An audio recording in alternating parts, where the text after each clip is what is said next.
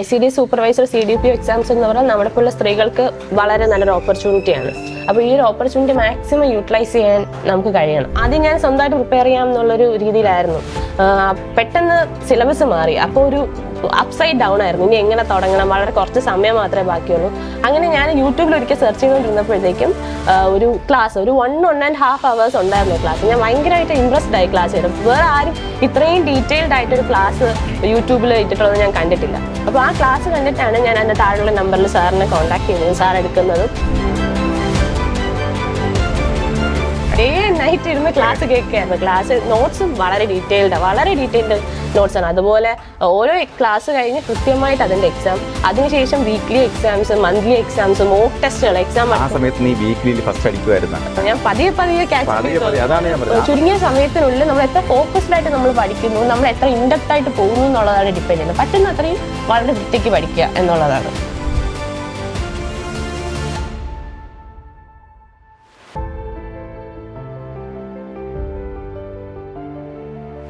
Kerala PSC പരീക്ഷകളിൽ 1ാം റാങ്കിലേക്കുള്ള ഉദ്യോഗാർത്ഥികളെ സംഭാവന ചെയ്യുക എന്ന ലെഗസി സഹകാരി റേസ് ബസ് കണ്ടിന്യൂ ചെയ്തുകൊണ്ടിരിക്കുകയാണ്.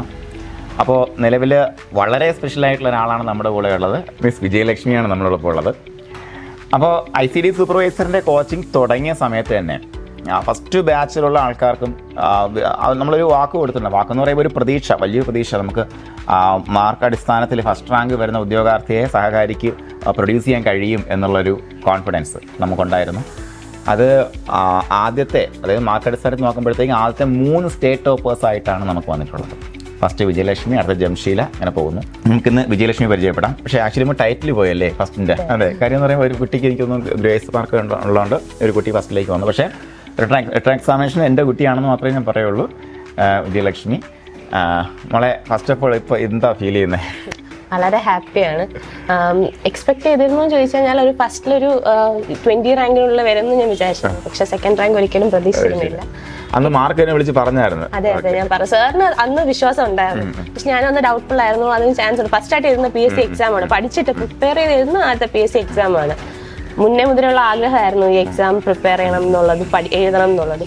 അപ്പോൾ ഇതിന്റെ നോട്ടിഫിക്കേഷൻ വന്നപ്പോൾ തന്നെ ജോലിയിൽ നിന്ന് റിസൈൻ ചെയ്ത് പഠിക്കാൻ തുടങ്ങിയതാണ്. കിംസ് ഹോസ്പിറ്റലിൽ വർക്ക് ചെയ്യായിരുന്നു. അപ്പോൾ വളരെ നാളത്തെ ആഗ്രഹം സാക്ഷാത്കാര മൊമെന്റ് ആണ്. അപ്പോൾ മോളുടെ ക്വാളിഫിക്കേഷൻ എന്തൊക്കെയാണ്? ഞാൻ BSc കെമിസ്ട്രി മാരാവനസ് കോളേജ് ചെയ്തതാണ്. അതിനുശേഷം MSW കാര്യവട്ടം ക്യാമ്പസിൽ കംപ്ലീറ്റ് ചെയ്തു. അപ്പോൾ അതിനുശേഷം നമ്മൾ ഹോസ്പിറ്റൽ സോഷ്യൽ വർക്കറായിട്ട് എവിടെയായിരുന്നു? ഞാൻ ആദ്യം നിയോജന ഹോം കെയർ എന്നൊരു സ്ഥലത്താണ് ജോലി ചെയ്തിരുന്നത്. അതിനുശേഷം പിന്നെ കൗൺസിലറായിട്ട് കിംസ് ഹോസ്പിറ്റലിൽ വർക്ക് ചെയ്തു. അപ്പോൾ നോട്ടിഫിക്കേഷൻ വരുമ്പോഴത്തേക്ക് നമ്മളെ സേഫ് സോൺ അങ്ങ് പൊട്ടിക്കാൻ തീരുമാനിച്ചത് വലിയൊരു തീരുമാനമായിരുന്നു. അത് ആരായിരുന്നു ആ തീരുമാനത്തിന് പിന്നിൽ ശരിക്കും? ഉറപ്പായിട്ട് വീട്ടുകാരുടെ ഒരു കോൺഫിഡൻസ് ഉണ്ടായിരുന്നു. അതായത് പഠിക്കാൻ വേണ്ടിയിട്ട് ഇറങ്ങിക്കോളൂ, ബാക്കി അച്ഛനും അമ്മ, അതുപോലെ ഹസ്ബൻഡ്, ചേച്ചി എല്ലാവരും ഉണ്ടായിരുന്നു. പില്ലേഴ്സ് ഓഫ് സ്ട്രെങ്ത് എന്ന് പറയുന്നത്. ഓക്കെ, അപ്പോൾ ഒരു വനിതയാവട്ടെ പുരുഷനാവട്ടെ, ഓരോരുത്തരുടെയും വിജയത്തിൻ്റെ പിന്നിൽ ഒരുപാട് പേരുടെ എഫേർട്ട് ഉറപ്പായിട്ടും ഉണ്ടാകും. അതിനകത്ത് ഓരോരുത്തരെയും പേര് എടുത്ത് മെൻഷൻ ചെയ്യണം. ആരൊക്കെയാണ് പ്രധാനപ്പെട്ട പില്ലേഴ്സ്? ഹസ്ബൻഡിന്റെ പേര് നവീൻ എന്നാണ്. ആള് എയർഫോഴ്സിൽ വർക്ക് ചെയ്യാണ്. അച്ഛൻ വിജയൻ നായർ, അമ്മ അനിതാകുമാരി, ചേച്ചി വിജയസൂര്യ. ഓക്കെ, അപ്പോൾ മോളെ ആക്ച്വലി മോള് നമ്മളെ സഹകാരിയെ പറ്റി എങ്ങനെയാണ് അറിയുന്നത്? ഞാൻ വളരെ യാദൃച്ഛികമായിട്ട് കം അക്രോസ് ചെയ്തതാണ്. കാര്യം ആദ്യം ഞാൻ സ്വന്തമായിട്ട് പ്രിപ്പയർ ചെയ്യാം എന്നുള്ളൊരു രീതിയിലായിരുന്നു. പെട്ടെന്ന് സിലബസ് മാറി, അപ്പോൾ ഒരു അപ്സൈഡ് ഡൗൺ ആയിരുന്നു. ഇനി എങ്ങനെ തുടങ്ങണം, വളരെ കുറച്ച് സമയം മാത്രമേ ബാക്കിയുള്ളൂ. അങ്ങനെ ഞാൻ യൂട്യൂബിൽ ഒരിക്കൽ സെർച്ച് ചെയ്തുകൊണ്ടിരുന്നപ്പോഴത്തേക്കും ഒരു ക്ലാസ്, ഒരു 1.5 hours ഉണ്ടായിരുന്നു ക്ലാസ്. ഞാൻ ഭയങ്കരമായിട്ട് ഇംപ്രസ്ഡ് ആയി ക്ലാസ് ചെയ്തു. വേറെ ആരും ഇത്രയും ഡീറ്റെയിൽഡ് ആയിട്ടൊരു ക്ലാസ് യൂട്യൂബിൽ ഇട്ടിട്ടുള്ളത് ഞാൻ കണ്ടിട്ടില്ല. അപ്പോൾ ആ ക്ലാസ് കണ്ടിട്ടാണ് ഞാൻ അതിൻ്റെ താഴെയുള്ള നമ്പറിൽ സാറിനെ കോൺടാക്ട് ചെയ്യുന്നതും, സാർ എടുക്കുന്നതും. ഉടൻ തന്നെ ഞാൻ ജോയിൻ ചെയ്ത് ഞാൻ ജോയിൻ ചെയ്യുന്നതിന് ഒരുപാട് ക്ലാസ്സസ് ഇട്ടിട്ടുണ്ടായിരുന്നു. അപ്പോൾ ഞാൻ വളരെ ഇത്രയും ഡീറ്റെയിൽഡ് ആയിട്ട് ക്ലാസ്സസ് ഉള്ള രീതിയിൽ ഞാൻ വളരെ ഇൻട്രസ്റ്റഡ് ആയിട്ടാണ് സ്റ്റാർട്ട് ചെയ്തത്. ഒരുപാട് ക്ലാസ് എനിക്ക് കേൾക്കാനുണ്ടായിരുന്നു. ആ സമയത്ത് തന്നെ ഞാൻ ജോയിൻ ചെയ്ത് കുറച്ച് വൈകി പോയിട്ടുണ്ടായിരുന്നു. ഒരുപാട് ക്ലാസ്സസ് ക്യാച്ചപ്പ് ചെയ്യാനുണ്ടായിരുന്നു.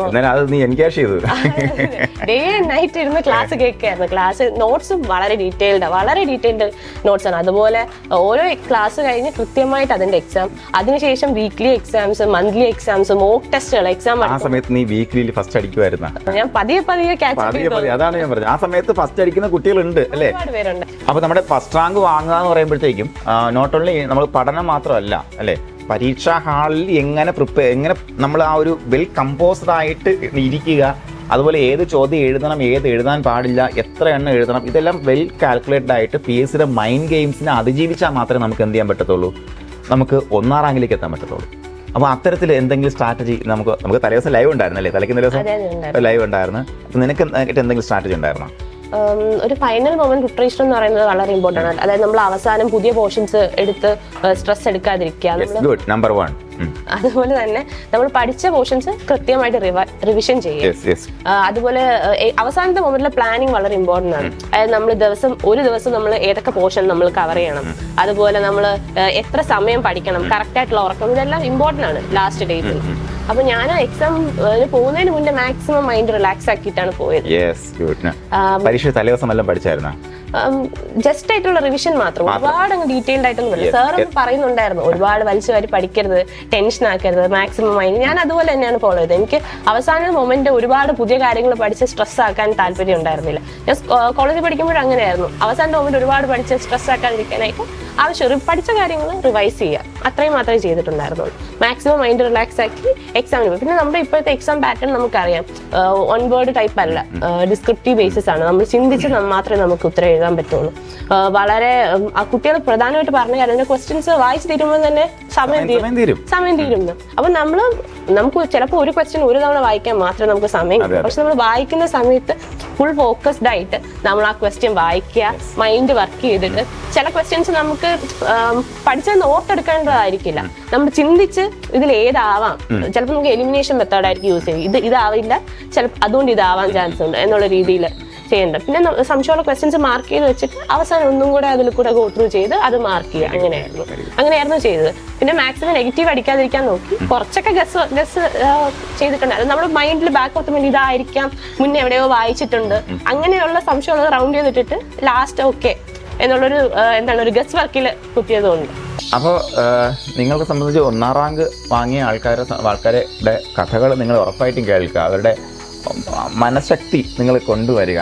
അതൊക്കെയാണ് എപ്പോഴും മത്സര പരീക്ഷാ വിജയത്തിൽ നിങ്ങളെ മുന്നോട്ട് നയിക്കുന്നത്. ഇനി വരുന്ന ICD സൂപ്പർവൈസറിന് പ്രിപ്പയർ ചെയ്യുന്ന ആൾക്കാരുണ്ട്, CDPക്ക് വേണ്ടി പ്രിപ്പയർ ചെയ്യുന്ന ആൾക്കാരുണ്ട്, അവർക്ക് വേണ്ടി കൊടുക്കാനുള്ള മെസ്സേജ് എന്താണ്? ICD സൂപ്പർവൈസർ, CDP എക്സാംസ് എന്ന് പറഞ്ഞാൽ നമ്മുടെ പോലുള്ള സ്ത്രീകൾക്ക് വളരെ നല്ലൊരു ഓപ്പർച്യൂണിറ്റിയാണ്. അപ്പോൾ ഈ ഒരു ഓപ്പർച്യൂണിറ്റി മാക്സിമം യൂട്ടിലൈസ് ചെയ്യാൻ നമുക്ക് കഴിയണം. മെയിനായിട്ട് ഒരു കാര്യം എന്ന് പറഞ്ഞാൽ നമ്മൾ ഇപ്പോഴത്തെ മാറുന്ന എക്സാം രീതികൾ അതിനനുസരിച്ച് വേണം നമ്മൾ പഠിക്കാൻ. മുന്നത്തെ രീതികളൊന്ന് വിട്ട് പുതിയ രീതി നമ്മൾ വർക്ക്ഔട്ട് ചെയ്യാനായിട്ട് നമ്മൾ സ്റ്റാർട്ട് ചെയ്യണം.